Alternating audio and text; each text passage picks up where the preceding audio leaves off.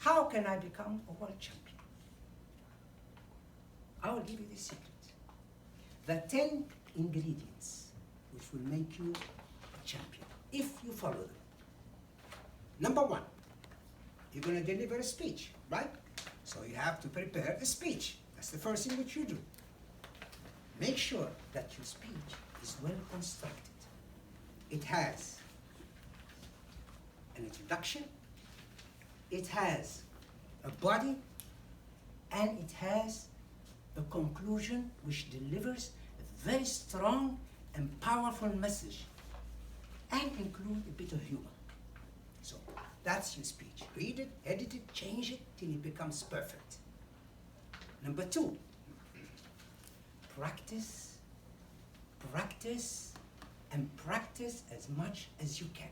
I cannot emphasize on the part of practicing, because when you practice so much, you come to this stage with full confidence. You don't have to worry because you're ready, you are prepared. Number 3, when you come to the contest and you walk into the room, make sure you are well groomed and well dressed, because that gives the right impression. Assume if I come to a speech, or you come to a speech with jeans, you know, these baggy jeans where you and pants show, there's nothing wrong with it. It's and on top of it you have a T-shirt with a picture and it says, "I hate you." But trust me, you won't make an impression. Number 3, when they call your name and you reach the stage, your posture is very important. This is your arena. It's all yours. Take your position right in the middle. Hands relaxed, shoulders up. Look at your audience and advance to them with open arms and a smile and say, "Good evening." That's your first contact with your audience. They will love you for that. Number 5, when you're delivering your speech, you have to move in the stage, not stand still. But equally so, don't move just for the sake of moving. You find some people, and we have been in the house there, and we told, you know, they make the public feel dizzy, and they lose focus. You move with purpose. In other words, if you're speaking, and then suddenly you have to move in time. You say 10 years from now, so you move, because you're moving in time. Or you move in area, you say, and then we travel to another destination, and then stop there and continue your speech. Number 6, and very, very important, eye contact with the public. You know, you find some people who make mistakes. They focus on this area, and they talk like if there's nobody else in the room, because she's the friend, so he feels relaxed with her, or because they know they're the judges, you know, so they focus on the judges. No. The whole room is yours. Start by looking while you're talking at the end of the room, on the left-hand side. And then at interval time, move to the left, and then move to the front, and move here. So your eye contact is with the whole public. Number 7, your voice modulation. I've heard the last speaker here. I really was impressed with him. Your voice modulation should be with the message, with the sentence. If you're angry, you say, you know, I told him not to do this. You cannot say, oh, I told him not to do this. Or if you want to describe a sad situation, I felt sorry for her. I saw tears in her eyes. You don't say, well, I felt sorry for her and I saw tears in her eyes. So your voice modulation must be always with the message. Number 7, the pauses are very important. When you speak, from time to time you make a pause between sentences, particularly when you say a message which is very powerful. So you let people absorb it. Or when people clap, and you say something funny, so let them laugh. Stop. I made a mistake in the district. I had a speech, it was called Rise to the Challenge.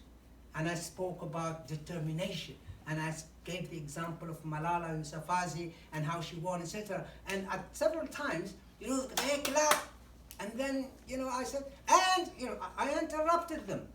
I shouldn't do that. Next is engage the public. It's important sometimes to engage the public. You can start at the beginning by asking a question, can I see a show of hands? Or sometimes you have to engage the public. Why? Because sometimes you see that your speech got a little bit dull and people start losing interest. They're losing it, they're not focusing on you. Then quickly you say, all right, can I see on the right hand side, who agrees with me? They show hands. And the left side, who agrees with me? Oh, I see. Why you do that? In order to get them back into the track. Last but not least, I would like you to remember this. All what I just said, because I'll be acting as a listening master, and I'm going to ask you to remember what you remembered. The last one are your hand gestures. Very, very important. They say when you make a speech, 7%, this is a myth, 7% is what you say, the words. 38% are your vocal varieties, your tone, how you use it. And 55% your body language, your movement. And 70% of that body language are your hands. What do you do with your hands when you speak? They're very, very, very important because your hands speak for you. They emphasize the message. They strengthen it. People can read what you say in your hands. And people like to see movement of hands. People will focus on you. Now, what to avoid as far as hands are concerned? Okay? Avoid the signs of nervousness. And sometimes when you go to contests, everybody's nervous, although you're prepared, and the contestants meet at the back of the room. Are you doing well? Well, I'm not so sure, and everybody's ignore them. You're not there to compete with them. You're there to have fun. And you're there to enjoy yourself. And get the public to enjoy your speech. Focus on that. Forget the winning part of it. So be relaxed.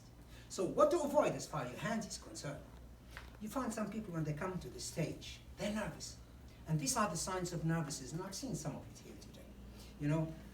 When they speak, they sort of rub their hands, or they hold their hands together.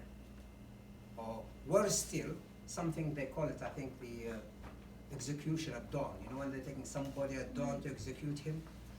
Okay, and sort of like and looking down. These are very bad signs. Or what we call, you put your hands on your hips.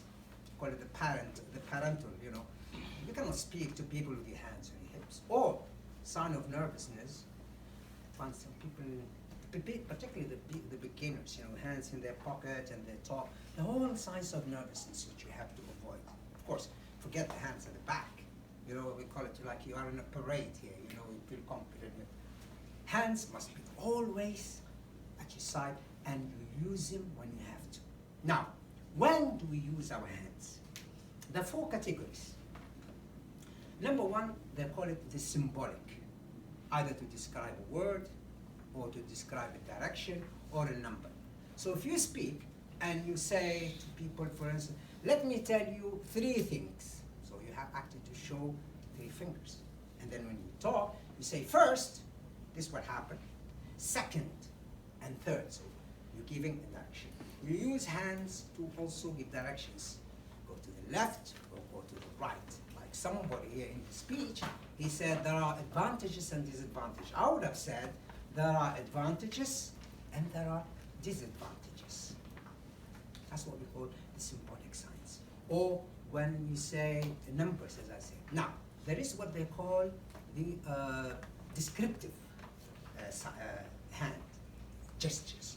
When you talk about, I've seen this huge thing, okay? Or when I was a small baby. So hands go with the gestures. Or when you describe something and it was like a baby crib, So by making these gestures, what you do, you emphasize and your people read in what you say.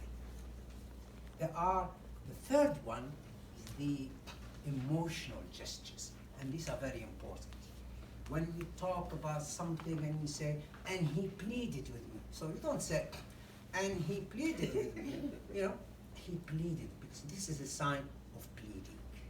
Or when you can't agree with something, you say, I agree with you. Okay? Or there is the anger. Now the fist is very important, but be careful using the fist, because the fist could mean two things. Could mean either you're angry, or it could mean that talking about determination power.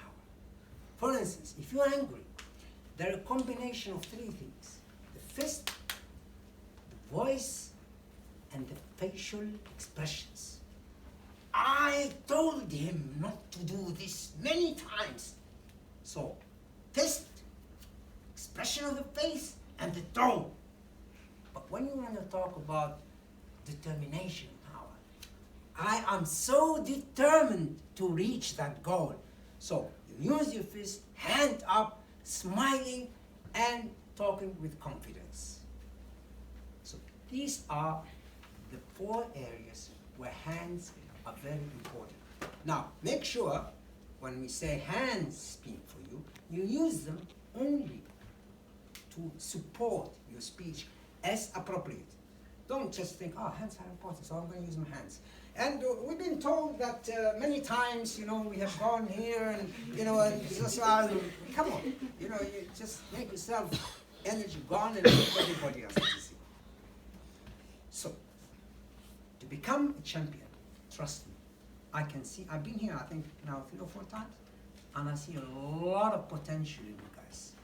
Potential, particularly at this stage, when you're young, and you've got really opportunity. Doesn't matter, put it in a target for 3, 4, 5 years, I'm going to be a champion. Put all this together. Prepare your speech very well. Rehearse and practice and practice. I cannot emphasize more on this. Use your tone as appropriate. Have pauses. Give the audience a chance to understand what you said and to laugh. Don't make my mistake. I want to clap and I want to continue. No, don't do that. Okay? And also make sure that your movements in the stage, the stage is all yours. Okay?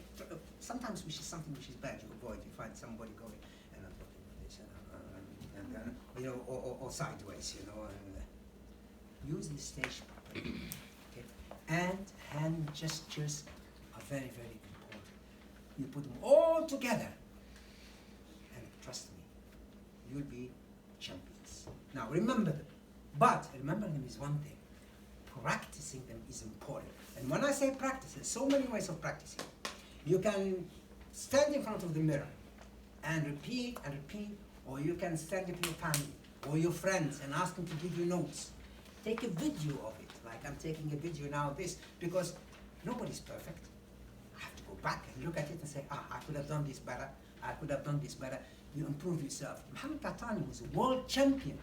I saw his speech at the beginning, and it was no way near what I saw when he delivered it in the States. It was like, but what happened? He practiced, people advised him, he changed, he edited, he added, he described. It took a long time for him to reach that stage. That's what you should do. Make sure you practice, because I've seen some of the people who came here today, they did a good job. I made notes, okay, but lacking practice, because if you don't practice, you think, oh, I can do it, doesn't matter, I will, no, practice and practice and practice. That is the secret of success. Now, having said that, I'm going to give you, I said 10 ingredients for success. I'm going to give you 2 minutes. I think we can stop now the recording. I'm